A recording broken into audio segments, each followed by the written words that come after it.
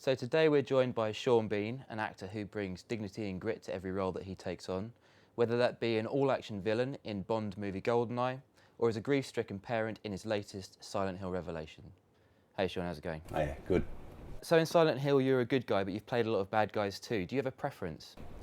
Not really. No, I think I've been fortunate in that I've played a lot of good bad guys, as it were, and I always found them very, very characters that are full of a lot of potential, very meaty, something to get your teeth into, and then they're quite exciting. But there was a point where I was getting to a stage where I was just playing a lot of bad guys, and I thought, well, I better watch it here. That seems to be all that I'm playing, and so it was kind of like to kind of vary a bit and managed to kind of play a few decent fellas, and so at the moment, I'm kind of. I don't really mind, I love playing bad guys. I think it's great, I think most people will tell you that it's real fun. It seems a bit naughty at the time, It seems like you're doing something wrong, and you are, but you're getting paid for it. And how would you describe your character in Silent Hill Revelation in a nutshell, Harry Mason? He's generally kind of a normal guy, but except for the fact that he's an intelligent fellow, he's a caring father, but it's pretty normal apart from the fact that he's had a wife, apart from the fact that he's had a wife who's been involved with this horrific experience, as he himself has, and also the threat to his daughter. So he knows that there's a kind of feeling around them, and atmosphere around them that is dangerous. And so he's just trying to bring his daughter up as much as he can as a normal teenager. Make sure she goes to school, and that she is a wholesome teenager, but he knows that that's difficult, under the circumstances, and that's why they have to keep moving on, changing their names, and then when he discovers that she has this obsession, he obviously becomes very worried. He discovers them diagrams and the writings, and she thinks like, shit, this is happening again. So it's like a constant, threat, a constant worry for him. You've been in quite a lot of action movies, and these days a lot of action movie stars are having to spend quite a lot of time getting themselves in shape for roles. Is that something you've had to do much in the past, a lot of kind of physical training for any of the roles that you've taken on?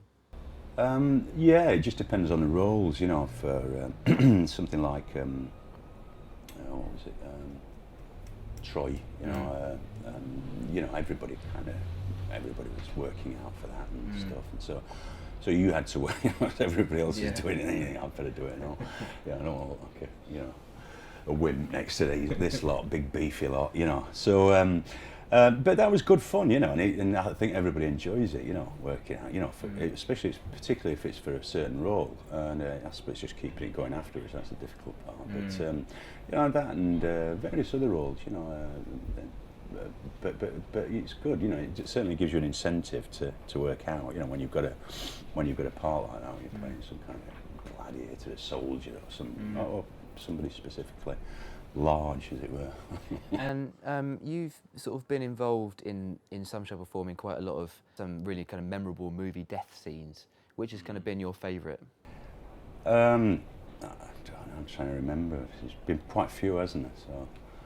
So, I think probably Patriot Games was quite a good one, and Lord of the Rings. I think that was probably my favourite. Yeah.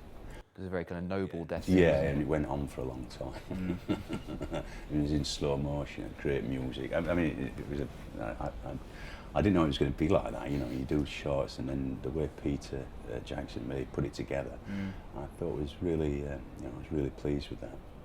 And how true to the narrative of the game is the other Silent Hill movies? I think they take a lot from the games, and I think it's kind of running on a parallel with film. I think they've been quite, with the spirit of the game, and people's, obviously a big following, a big cult following, and I didn't realise at the time when I first did the first Silent Hill how big it was. So I think they understand they're making a film, but they understand the kind of the attraction that the fans have, and they want to obviously make it as true to life as possible, and you know, to run alongside the game, you know. And I think this is quite. I think it's a really good job that they've done of it. You know, the director Michael Bass has really squeezed every ounce of, you know, horror or weirdness and you know, that he can, and I think you see that up on screen, and especially with it being in 3D, it really quite hits you, you know. And I think it's great. I mean, it's certainly great for this time of year as well. It's not. And which of the characters that you've played do you have the kind of most affinity with, would you say, of all the characters you've played in different films? I suppose, I mean, it's something like Sharp, you know, that I'm an affinity for because I played it for so long, you know, that character. And in terms of films, I don't know really. Is there a character you'd really like to revisit from the films that you've done, in terms of maybe going back and doing, you know, a kind of spin-off with that character, or taking them from TV to movie or something like that? Something like Sharp, say. Yeah, that'd be good. I mean, that's something we talked about, but I mean, it's such an expensive, you know, because today, I mean, there's so many expectations as to how battle scenes and, you know, and fight scenes and stuff like that.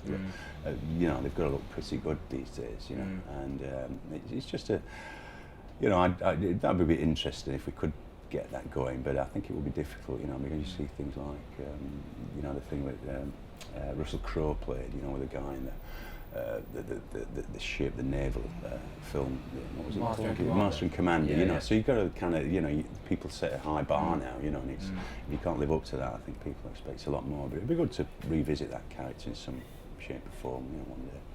And my last question for you is, who do you think is who or what do you think is the scariest movie monster of all time? There was that one, wasn't it? Hellraiser. And there are a lot of characters in that, but Pinhead, yeah, that was quite spooky. Yeah, I can't really think. You give me some ideas, you know what I mean? I mean, what about something like Exorcist, the little girl from that? Oh God, yeah. I thought you meant characters, but yeah, she was. Oh, that was horrific. You know, I mean, that really was scary. I mean, that's something I couldn't ever watch again. You know, I watched it when I was a kid, and I wish I hadn't really. And I read the book, and that was really good as well. You know, the book was fucking scary. You know, you have to send fucking switching the lights off on, you know, at night and things like that. Till I was quite, a couple of years ago. I'm still doing that.